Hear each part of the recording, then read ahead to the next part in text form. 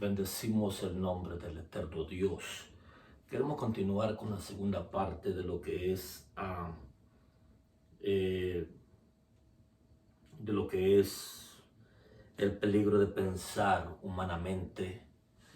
Queremos mandar un saludito siempre a todos los amigos, a todos los hermanos y a todos los conocidos y a mi familia.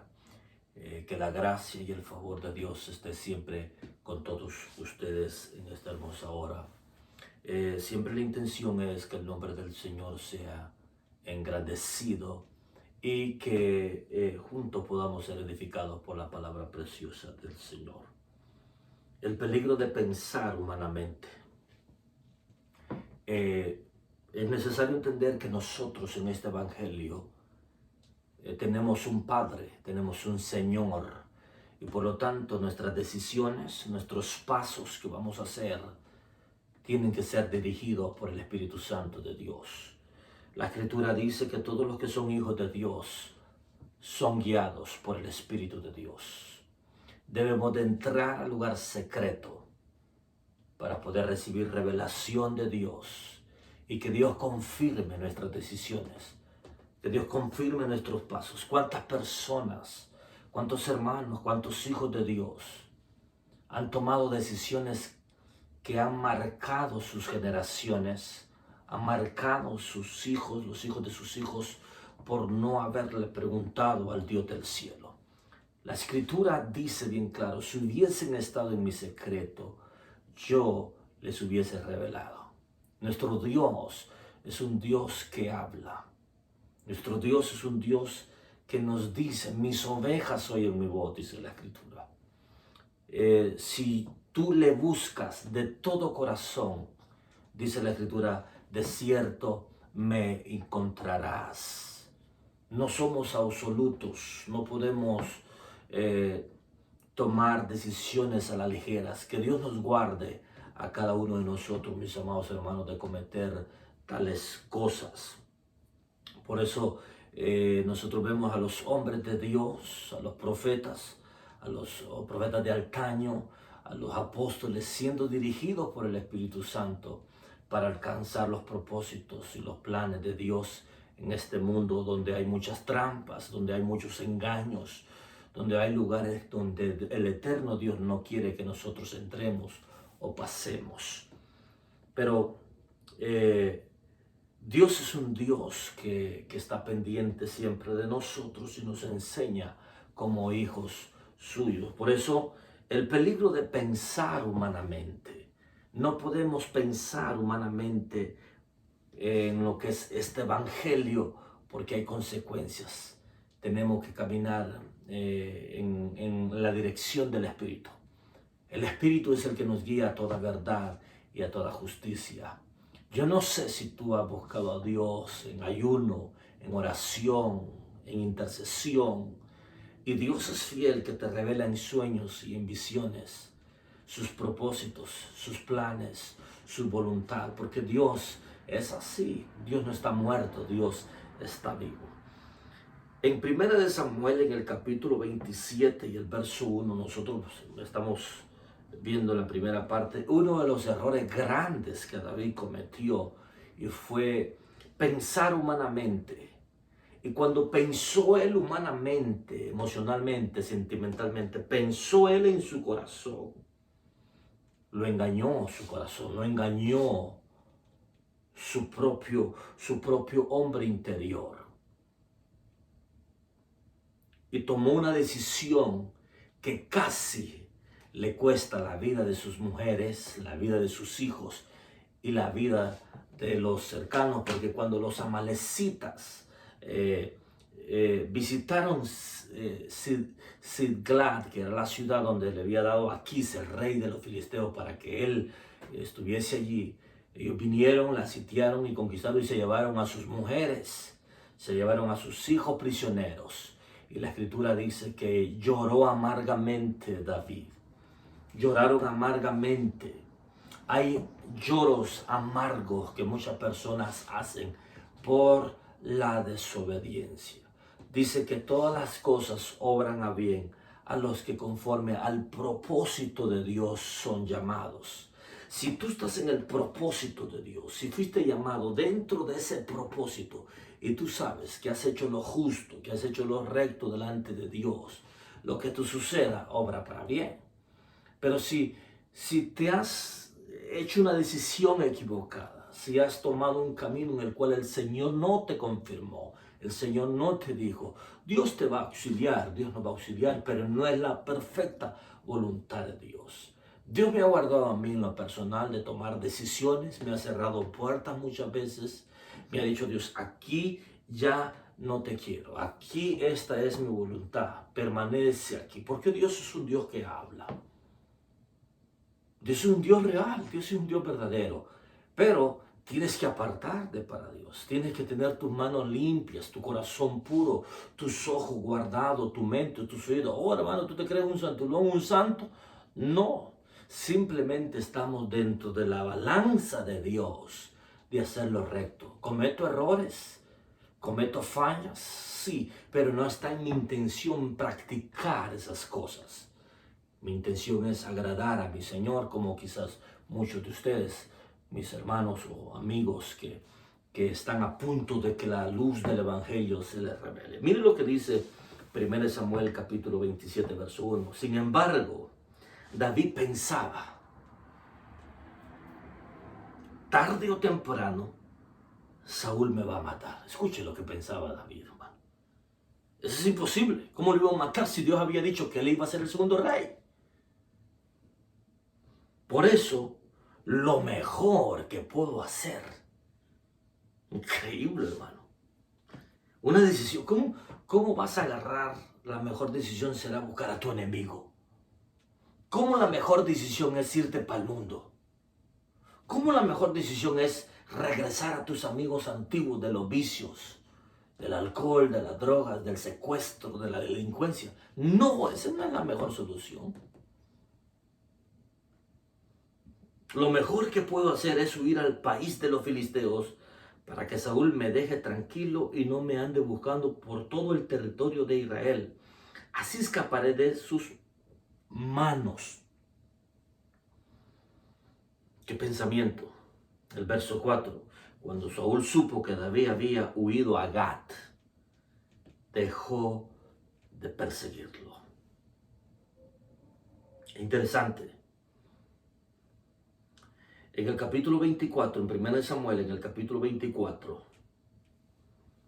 se da una escena de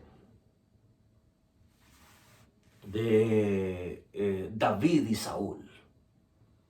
Y la escena que se da es que David tuvo la oportunidad de parar esta persecución que tenía tiempos sufriendo, tiempos soportando, tiempos resistiendo.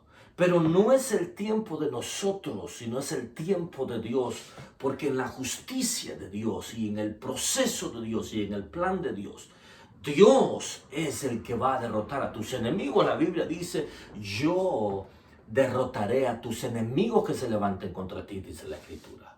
Es el Señor el que lo hará en su tiempo perfecto. A veces Dios permite que tus enemigos te pisoteen, que te golpeen, que cabalguen sobre ti, que te abofeteen, que te escupan, que te hagan de menos. Pero llegará el tiempo de la justicia de Dios, donde Dios se mueve al favor de los justos, donde Dios se mueve al favor de los que le temen. En el capítulo 24,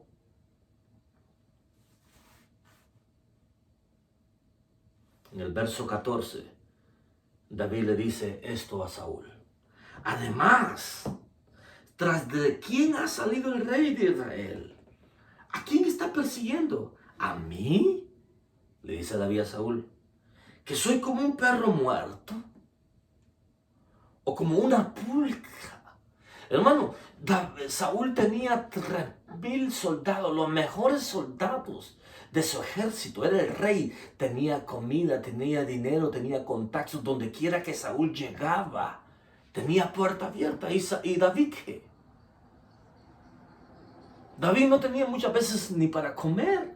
¿Se recuerda cuando mandó a pedirle comida a Nabal? Y aquel se negó porque había necesidades.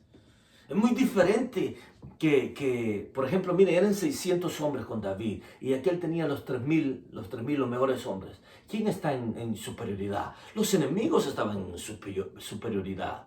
Pero como dijimos al principio, no es cuántos vienen contra ti, es cuántos están contigo. La Biblia dice bien claro, mis amados hermanos, que son más los que están contigo, que son más los que están conmigo. Dios quiere y desea que tú tengas ese nivel de fe, que yo tenga ese nivel de fe, que yo tenga esa confianza, que yo pueda descansar en sus brazos, que yo pueda descansar en medio de la noche, en medio de la vigilia de la noche. Porque Dios es grande, es terrible. Y aquí no se adormecerá, ni se dormirá el que te guarda, dice la Escritura. Él es tu sombra a tu mano derecha. El sol no te fatigará de día, ni la luna de noche. Si Jehová no vela, en vano vela la guardia.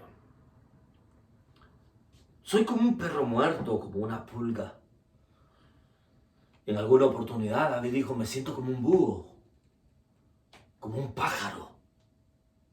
Y aquí David se compara como un perro y como una pulga. Por lo tanto, que el Señor decida, y esto es lo importante, entre tus enemigos y tú, el Señor tiene que decidir. Por lo tanto, que el Señor decida y juzgue entre nosotros, que sea Él quien examine mi causa y me defienda de su majestad. Dios es un Dios que mira.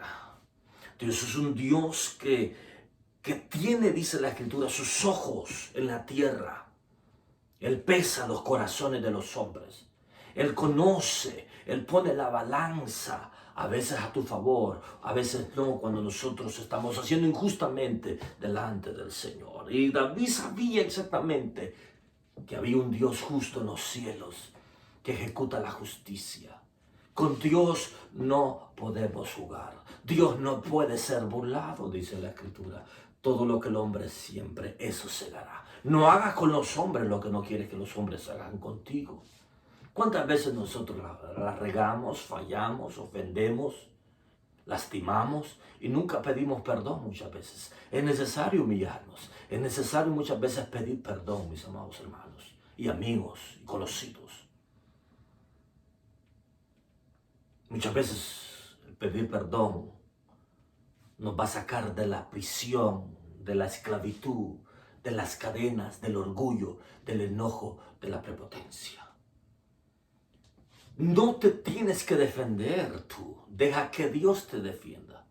Porque si yo me defiendo de los que me persiguen, de los que me acusan, de los que me calumnian, entonces no he madurado. Debemos de aprender todas esas cosas. Siempre habrá persecución. El que quiera vivir piadosamente, dice la Escritura, sufrirá persecución. Siempre hablarán. Somos cartas abiertas al mundo. Entonces le dijo en el verso 17, la razón está en tu lado. La razón, dice, cuando David terminó de hablar, verso 16, Saúl exclamó, pero si eres tú, hijo mío, quien me habla, y echándose a llorar, le dijo, la razón está de tu lado, David, pues me has devuelto bien a cambio de mal, del mal que te he causado. Hoy me has demostrado que tú buscas mi bien, pues habiéndome puesto el Señor en tus manos, no me mataste. En realidad no hay nadie que al encontrar a su enemigo lo deje ir sano y salvo. Por lo tanto, que el Señor te pague con bien lo que has hecho conmigo. Ahora me doy perfecta cuenta de que tú serás el rey y de que bajo tu dirección el reino de Israel habrá de prosperar. Qué interesante lo que Saúl le declaró a David cuando se dio cuenta del corazón que tenía David. Y era el mismo Dios profetizando, porque ciertamente en el tiempo de David el reino de Israel prosperó, mis amados hermanos. Deja que Dios te haga justicia. No pelees tú. A su tiempo la Escritura dice que Dios hará justicia.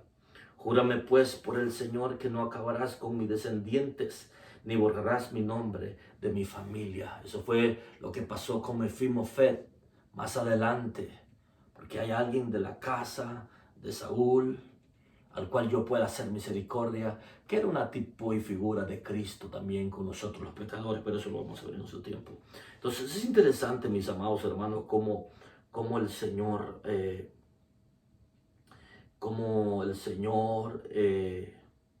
ha tenido misericordia de nosotros, de que aún siendo malos, Él nos ayuda a nosotros y nos hace justicia en nuestros problemas, en nuestras dificultades.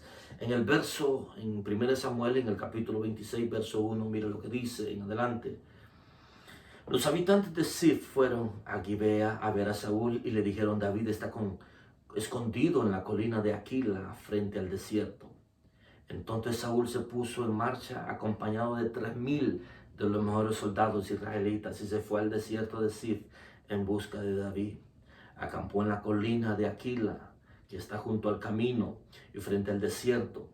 Pero David, que estaba en el desierto, se dio cuenta de que Saúl lo había seguido hasta allí. Así que envió espías para saber hasta dónde había llegado Saúl. Después de estar en el lugar que Saúl había acampado, después fue hasta el lugar donde Saúl había acampado y fijó en donde dormía Saúl. Abner, el hijo de Ner, que era jefe del ejército de Saúl, resultó que Saúl dormía dentro del campamento rodeado de su gente.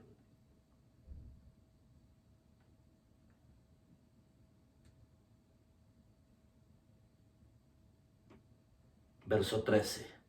Después David pasó al otro lado del valle y se puso sobre la cumbre del monte a cierta distancia entre ellos, o sea, entre el campamento de Saúl y su ejército y su campamento y sus valientes. Y mire lo que dice. Dice, después David pasó al otro lado del valle y se puso sobre la cumbre de un monte a cierta distancia. Entre ellos quedaba un gran espacio. Entonces David llamó en alta voz a Abner y al ejército. Abner, contéstame, Abner. Respondió, ¿quién eres tú para gritarle al rey? David le dijo, ¿no eres tú ese hombre a quien nadie en Israel se le puede comparar? ¿Cómo es que no has protegido tú? ¿Cómo es que no has protegido a tu señor el rey? Uno del pueblo ha entrado con intenciones de matarlo. No está bien lo que has hecho. Yo le juro por el Señor que ustedes merecen la muerte, pues no han protegido a su Señor, el rey que el Señor ha escogido. Busca la lanza del rey y la jarra del agua que estaba a su cabecera, a ver si la encuentras. Cuando Saúl reconoció la voz de David, exclamó otra vez Saúl: pero si eres tú, David, hijo mío, ¿quién me habla? David contestó, sí, majestad, soy yo. Pero ¿por qué persigue su majestad a este servidor suyo? ¿Qué ha hecho? ¿Qué mal he cometido? David no entendía que él no había cometido ningún mal, pero que Dios estaba madurándolo. Dios estaba procesándolo y también Dios estaba probando su corazón. Hay temporadas, tiempos donde nosotros podemos vengarnos de nuestros enemigos en nuestras propias fuerzas. Y si te vengas, perdiste o perdí. Porque Dios quiere Él ser glorificado siempre. Verso 21. Entonces Saúl dijo, David, hijo mío, reconozco que he pecado. Me he portado como un necio y he cometido un gran error, pero regresa, que no volveré a buscar tu mal, ya que en este mismo día has mostrado respeto por mi vida. David le contestó, aquí está la lanza de su majestad, que venga uno de los criados a recogerla, y que el Señor recompense a cada cual según su lealtad y sinceridad. Aunque el Señor puso hoy a su majestad en mis manos, no quise alzar mi mano contra el rey que él ha escogido. y así como he respetado la vida de su majestad, así quiera el Señor respetar la mía y me libre de toda angustia. Saúl exclamó entonces: bendito sea David, hijo mío. Tú emprenderás grandes cosas y tendrás éxito en todo. Después de esto, Saúl regresó a su casa y David siguió su camino. Qué persecución la que tenía David, hermanos. Tuvo la oportunidad de vengarse. Tuvo la oportunidad de terminar con la amenaza, sin embargo, no lo hizo. Pero nosotros vemos en la Escritura que en el capítulo 30, capítulo 30,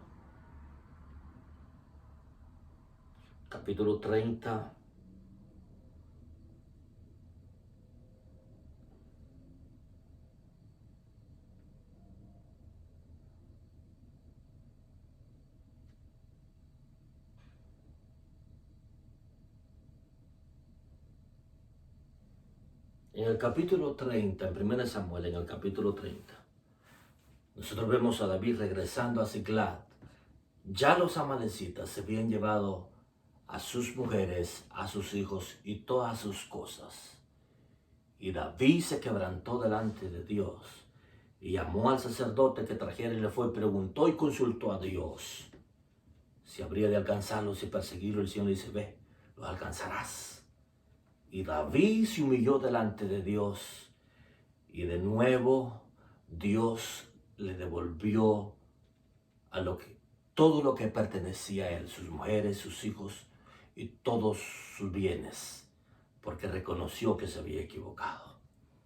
Hay que tener mucho cuidado con nuestras decisiones de cómo vamos a pensar si pensamos humanamente. David cometió un error grande de unirse a su enemigo, al filisteo, al rey, a Aquís. Sin embargo, Dios tuvo una gran misericordia y lo auxilió. No cometamos esos errores, que podamos ser guiados por el Espíritu Santo de Dios. Dios le bendiga, Dios le guarde. Hasta la próxima, mis amados hermanos. Amén y amén.